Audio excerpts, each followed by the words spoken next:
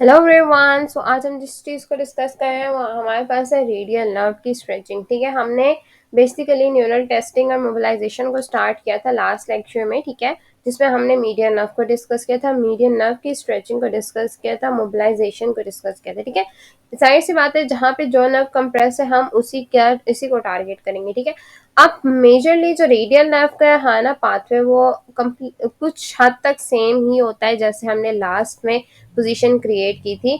बस हमारे पास कुछ चीज़ें हैं जो चेंज होंगी, उनको हम डिस्कस करते हैं यहाँ पे। ठीक है, अब जो पेशेंट की पोजीशन है, मैंने आपको पहले भी कहा, जब पेशेंट आप टारगेट कर रहे हो एज अ पैसिव, तो आप जब पैसिव स्ट्रेच दे रहे हो उसको, तो आप जो पोजीशन बनाओगे वो स्पाइन पोजीशन है, क्योंकि आपके लिए इजी हो जाता है असेसरी मूवमेंट्स को कंट्रोल करना, या आपके पास जो फर्दर मूवमेंट्स हो रही हैं, ये जो एक्स्ट्रा मूवमेंट्स हैं वो ना हो। ठीक है, तो आप मेजरली जो पेशेंट की पोजीशन लेते हो, जिससे स्टार्ट करते हो, वो हमारे पास होती है स्पाइन पोजीशन। ठीक है, नेक्स्ट वाज द कि आप शोल्डर गर्डल पे डिप्रेशन अप्लाई करें। डिप्रेशन की जैसे हमने पहले भी बात की कि हमारे पास हम शोल्डर की एलिवेशन जो होती है ऊपर की तरफ है, डिप्रेशन नीचे की तरफ है। जब आप नीचे की तरफ फोर्स लगा रहे हो अपने लेफ्ट हैंड से, थेरेपिस्ट अपने लेफ्ट हैंड से लगा रहा है, शोल्डर गर्डल को डिप्रेस कर रहा है। ठीक है, फिर हमारे पास स्लाइटली आप क्या करते हो, एबडक्ट कराते हो। अब यहाँ पे आपको जो एबडक्शन नजर आ रही है थोड़ी ज्यादा है। ठीक है, आप अभी अभी एबडक्शन आप स्लाइड रखते हो, बिल्कुल स्लाइड नीचे की तरफ से स्टार्ट कराते हो एबडक्शन। ठीक है,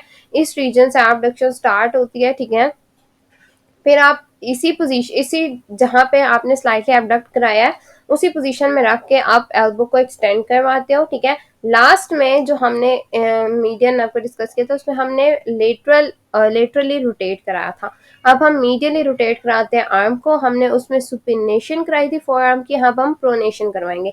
मतलब अगर आपको नजर आ रहा हो तो हमारे पास बेसिकली आर्म प्रोनेटेड पोजीशन में है, मतलब उल्टी साइड पे। ठीक है, आर्म उल्टी साइड पे होने का मतलब ये है कि हाथ जो है वो आपका उल्टा हो चुका है। ठीक है, अब क्या हुआ, नीचे की तरफ रखा अब उन्होंने आपको एल्बो की पोजीशंस बता दी हैं। ठीक है, अब उन्होंने आपको कहा कि एल्बो जो होगी हमारी, ठीक है, उसकी जो स्पेसिफिक पोजीशन है वो एक्सटेंशन है। ठीक है, एल्बो आप एक्सटेंशन में लेके गए, आपने हर चीज की, फिर आपने आप उसके साथ साथ रिस्ट की, फिंगर की, थंब की फ्लेक्शन परफॉर्म करनी है। लास्ट में हमने एक्सटेंशन की थी जो हमने मीडियन अब डिस्कस की थी, यहाँ पे आपने फ्लेक्शन परफॉर्म करनी है। इसके बाद आपने जब मीडियन आपका स्ट्रेच देना है, स्लाइटली एनर डेविएशन करनी है। अब इसकी आपको एक लॉजिक, मेजर लॉजिक पता है। जिन लोगों को पता है कि रेडियल नर्व कहाँ पे सप्लाई कर रही है, तो उनको आइडिया हो गया होगा कि हम क्यों अल्नर डेविएशन करवाते हैं, क्योंकि अल्नर नर्व जो होती है वो ऑपोजिट है। अब आपने ऑपोजिट, जब आप स्ट्रेचिंग कराते हो ना, आपने ऑपोजिट डायरेक्शन में जाना होता है जो उसके मेजर पाथ में होता है। तो आपने आप अल्नर डेविएशन करानी है। रेडियल डेविएशन की साइड पे जो होगी वो हमारे पास स्ट्रेच नहीं आता। अगर आप रेडियल डेविएशन की साइड पे जाओगे प्रॉपर स्ट्रेच नहीं आता है। ठीक है, तो आप अल्नर डेविएशन परफॉर्म कराते हो रेस्ट की, ताकि वो एक ऑपोजिट डायरेक्शन में मूव करे और आपके पास स्ट्रेच कंप्लीटली अच्छा स्ट्रेच आए। ठीक है, फिर आपके पास जब फुल स्ट्रेच पोजीशन लानी है तो आप क्या करते हो, बेसिकली सर्वाइकल स्पाइन पे साइड फ्लेक्शन करवा देते हो। कॉन्ट्रालेटरल साइड पे हमने पहले भी कहा था कि लास्ट जिसने लेक्चर देखा उसके लिए बहुत इजी हो गया डिफरेंशिएट करना कि हमारे पास मीडियन नर्व को किया तो अब अल्नर।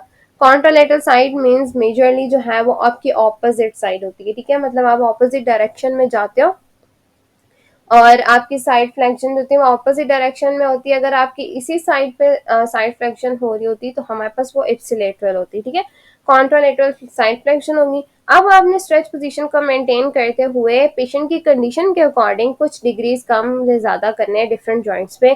आप रेस्ट को भी कर सकते हो, आप एल्बो पे भी कर सकते हो, जितनी वो कंफर्टेबल पोजीशन लगती है आपको, क्योंकि ये एक गोल्ड स्टैंडर्ड है। मैंने पहले भी कहा था ये एक स्टैंडर्ड पोजीशन होती हैं। आप इसको पेशेंट के अकॉर्डिंगली स्लाइटली सी मैनिपुलेट कर सकते हो। ठीक है, सो स्लाइटली सी चीजें डिफरेंट कर सकते हो। अब ये जो मैनुअल है ना, बेसिकली ये इंपॉर्टेंट होता है जब आप एग्जामिन कर रहे होते हैं या ट्रीट कर रहे होते हैं सिम्टम्स को। ठीक है, किसके, जब हमने कहा शोल्डर गर्डल की डिप्रेशन के, रेडियल नर्व की डिस्ट्रीब्यूशन जब टारगेट हो रही है, या टेनिस एल्बो या डिक्वेरियन सिंड्रोम्स के आ रही हैं। ठीक है, अब डिक्वेरियन सिंड्रोम की मेजरली जो टारगेट होती है वो हमारे पास रीजन होता यही है, लेकिन जब आप इसकी कर रहे होते हो आपके पास डिफरेंट तरह से आ रही होती है। जब आप रेडियल नर्व को टारगेट कर रहे होते हो तो आपके पास काफी हद तक डिक्वेरियन सिंड्रोम्स के सिम्टम्स जो होते हैं वो सबसाइड हो जाते हैं। ठीक है, सो टेनिस एल्बो जो होती है, टेनिस एल्बो तो मेजरली डिस्ट्रीब्यूशन ही या टारगेट ही रेडियल नर्व को करना होता है, क्योंकि टेनिस एल्बो में हमारे पास मस्कुलर रीजन जो होता है वो रेडियल नर्व की डिस्ट्रीब्यूशन से होके जा रहा होता है। तो मेजरली आपके पास ये चीज़ें इसी तरह से डिवाइड हो रही होती हैं कि टेनिस एल्बो में जब आपने टारगेट करना है तो किस चीज़ को करना है, रेडियल नर्व को करना है।